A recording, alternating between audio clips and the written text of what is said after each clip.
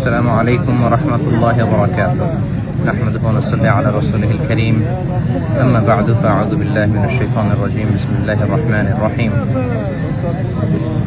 পবিত্র মক্কাতুল মুকাররমা থেকে আপনাদের সবাইকে জানাচ্ছি আন্তরিক শুভেচ্ছা এবং মোবারকবাদ। আমরা গতকাল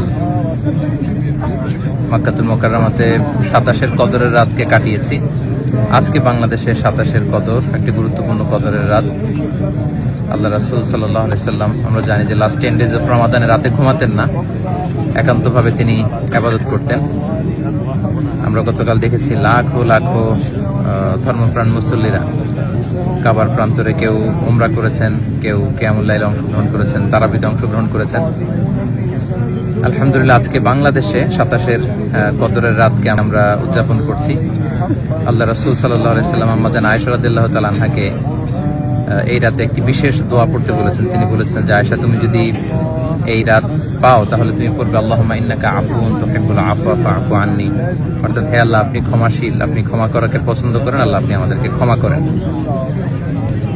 আল্লাহ রাসূল সাল্লাল্লাহু আলাইহি সাল্লাম রমজানের শেষ দশকে যখন পৌঁছতেন, তিনি ইদা জাআল আশরু আহিয়াল লাইলা ওয়া আইকাযা আহলা ওয়া জাদ্দা ওয়া শাদ্দাল মিযহার, সারা রাত জেগে ইবাদত করতেন, পরিবারের সবাইকে জাগিয়ে তুলতেন, ইবাদত করার জন্য বলতেন।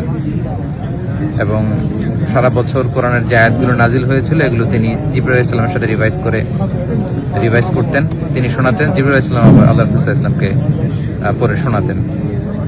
তো এই ক্ষমার রাতে আমরা যেন আল্লাহর কাছ থেকে ক্ষমা পেতে পারি, আমরা কায়মান বাক্যে আল্লাহ তাআলার কাছে ক্ষমা চাই। আল্লাহ যেন আমাদেরকে উতাকা মিনান নার, জাহান্নামের আগুন থেকে রমাদানে যে মুক্তির ঘোষণা দেওয়া হয়, সেই মুক্তিপ্রাপ্ত বান্দাদের অন্তর্ভুক্ত যেন আমরা হতে পারি।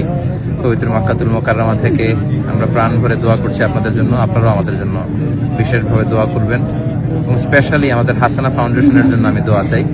ভেরি রিসেন্টলি আমরা একটা ফাউন্ডেশন ফর্ম করেছি, হাসানা ফাউন্ডেশন, যেটার মধ্য দিয়ে আমরা বাংলাদেশের বিভিন্ন শিক্ষা কার্যক্রম পরিচালনা করব।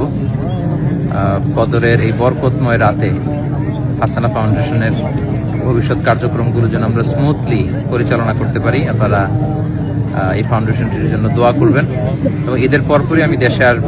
এখন থেকে আমি দেশেই সেটেল করব, দেশেই থাকবো, এবং ফাউন্ডেশনের বিভিন্ন কার্যক্রম সরাসরি পরিচালনা করবো ইনশাআল্লাহ। আপনাদের সবার কাছে দোয়া আছে, সবার জন্য আবার অফুরন্ত দোয়া, ভালোবাসা জানিয়ে মসজিদুল হারাম থেকে বিদায় নিচ্ছি, পবিত্র মক্কাতুল মুকাররমা থেকে। হাদা মা ইনদি ওয়াল ইলমু ইনদাল্লাহি আলাইহি তাওয়াক্কালতু ওয়া ইলাইহি উনীব। আসসালামু আলাইকুম ওয়া রাহমাতুল্লাহি ওয়া বারাকাতুহু।